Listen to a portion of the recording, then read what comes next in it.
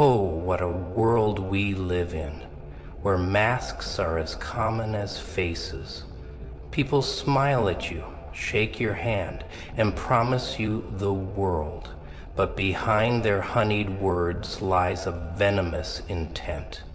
There they are not to uplift, but to hold you down, to drain you of your energy, your purpose, your very essence. But then, something happens, doesn't it?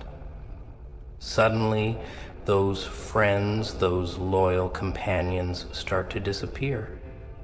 You feel abandoned, betrayed, utterly alone. And you ask yourself, why me? Why now? Why, when I needed them the most, did they vanish like shadows in the light? But let me tell you something.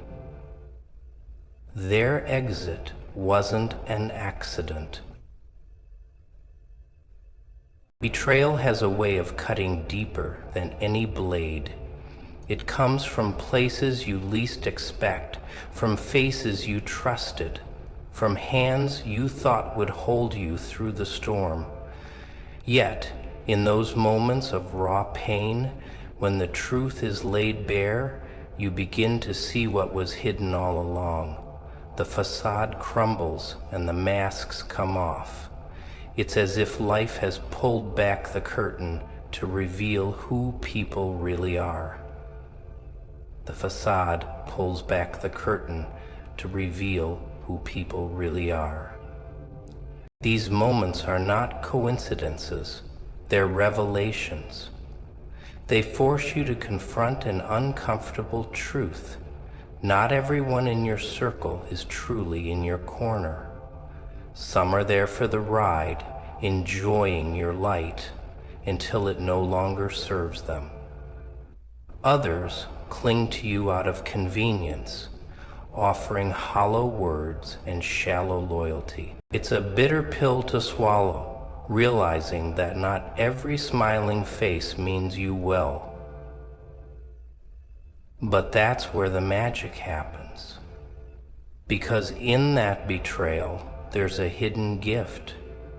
The people who turn their backs on you, the ones who leave you when you need them most, are the very ones you didn't need in the first place. They were never there to support your growth. They were there to stifle it. When they're gone, you're left with the truth, the kind of truth that burns, yet purifies. It's only when the fake ones are stripped away that you can begin to see clearly. You start to understand that their presence was holding you back, distracting you, or draining you of the energy you could have been using to rise. Their betrayal wasn't a setback. It was a step forward, an opportunity to stand on your own and build a foundation that no one can shake. The pain that comes with losing people is unlike any other. It's a gnawing ache that settles deep in your chest, a sense of emptiness where their presence used to be. You replay memories, questioning every moment, wondering where things went wrong, or if you could have done something to change the outcome. But the truth is, this pain isn't just a consequence of their departure. It's a necessary process, a kind of cleansing fire that burns away what no longer belongs in your life. Losing people forces you to confront the void they leave behind.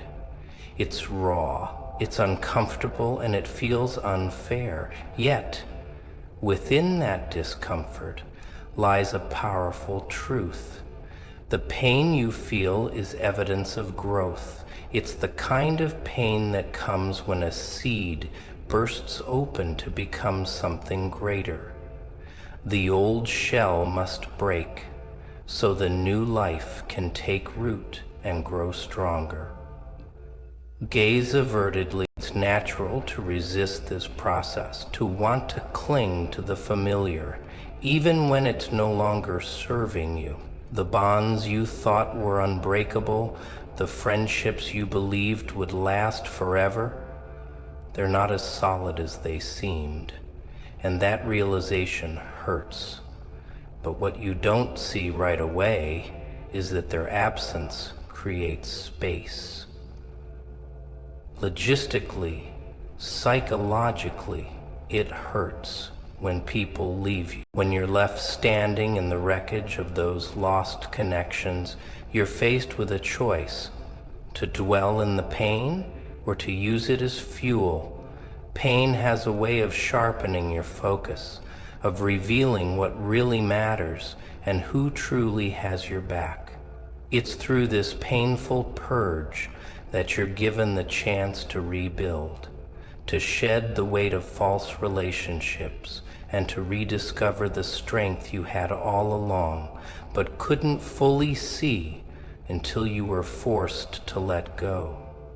Solitude has a way of stripping everything down to its bare essentials. When you're left alone, without the noise of others, without the distractions of superficial connections, you're forced to confront the one person you've been avoiding: yourself. It's in this space of isolation that you begin to discover who you truly are. At first it feels uncomfortable, even unbearable. You crave the company you once had, even if it wasn't genuine. The silence is deafening, and the loneliness feels like a weight pressing down on you. But solitude is not your enemy. It is your greatest ally. It is the furnace in which resilience is forged. When you're alone, there's no one to lean on, no one to blame, and no one to validate your worth. You realize that everything you need to survive, to thrive, is already within you. It's a painful but empowering revelation. In those moments of solitude, you learn to trust yourself in ways you never thought possible. You become your own support system, your own motivator, and your own source of strength. You start to see the cracks in your foundation that were once hidden by the presence of others, and you begin to repair them with your own hands. It's not an easy process. It takes time, effort, and a willingness to face your deepest fears and insecurities. The beauty of solitude is that it forces you to grow. It pushes you to dig deeper, to question your assumptions, and to redefine what truly matters. You come out of it not weaker, but stronger, more self-awareness, and more capable of standing tall on your own. It is in the quiet of solitude that the seeds of resilience are planted, and it is through that solitude that they begin to take root. Adversity has a peculiar way of shaping us into something unrecognizable from who we once were. It doesn't ask for permission, nor does it come with a warning. It strikes suddenly, tearing apart the comfort of our lives and leaving chaos in its wake. But within that chaos lies the opportunity for transformation. Adversity is not there to destroy you. It is there to forge you, to strip away the parts of you that no longer serve your growth. When challenges arise, they bring with them a mirror, forcing you to look at yourself in ways you never have before.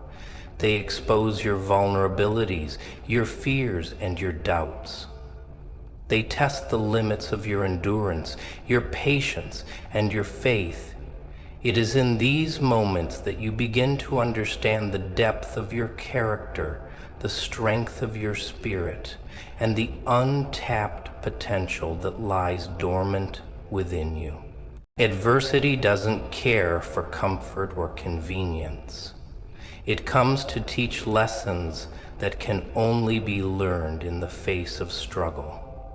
It strips away the superficial, revealing what truly matters. The people who stand by you during these times become evident, as do those who falter or vanish. This clarity is a gift, even if it comes wrapped in pain. Through adversity, you learn to adapt, to innovate, and to persevere. It sharpens your mind, strengthens your resolve, and builds an unshakable foundation of resilience. The struggles you face are not random. They are perfectly tailored to your journey, designed to prepare you for the next stage of your life. With every challenge you overcome, you become more equipped to handle the next, growing stronger, wiser, and more capable of facing the unknown. Adversity is not the end of the road. It is the beginning of your transformation. When the wrong people leave your life, something remarkable begins to happen. Space is created. It's a space you never realized was suffocatingly occupied by those who didn't truly belong. At first, the absence feels jarring, as if something essential has been ripped away. But over time, you begin to see that what you lost was never meant to be permanent. In fact, their departure is what allows the right connections to finally emerge. Real connections don't come with fanfare or false promises. They don't demand attention or validation. They simply exist, quietly and powerfully, built on a foundation of mutual respect, trust, and understanding. When you've cleared your life of the fake and the fleeting, you make room for these authentic relationships to take root. It's a transformative realization. The bonds you thought were indispensable were often holding you back. They drained your energy, clouded your judgment, and distracted you from your true path. When those connections are gone, you're finally able to see the kind of relationships that truly serve you. You begin to attract people who align with your values, who inspire you to grow, and who genuinely celebrate your successes without jealousy or hidden agendas. And you generously define what matters most. You generously celebrate your successes without jealousy or hidden agendas. Real connections are not about quantity, they are about quality. They don't demand constant attention or feed off your vulnerability. Instead, they offer a safe space where you can be yourself without fear of judgment. These connections are rare, but once they find their way into your life, they have the power to transform you. They challenge you to become better, to aim higher, and to push through challenges with someone you can trust by your side. With each new bond, you begin to understand that losing the wrong people was the first step toward finding the right ones. So, to everyone who feels abandoned, betrayed, or cast aside, remember this: God didn't remove them to punish you. He removed them to prepare you. You're not the same person you were when they walked away, are you? You're wiser, tougher, stronger. Now, stand tall. Grow higher. And when they come back, I know they will, look them in the eye and thank them. Not for their loyalty, but for their betrayal. Because without it, you wouldn't be standing here, unshaken, unbroken, and utterly unstoppable. God weeded out the fake ones so you could grow stronger. Now, go and show the world what strength truly looks like. God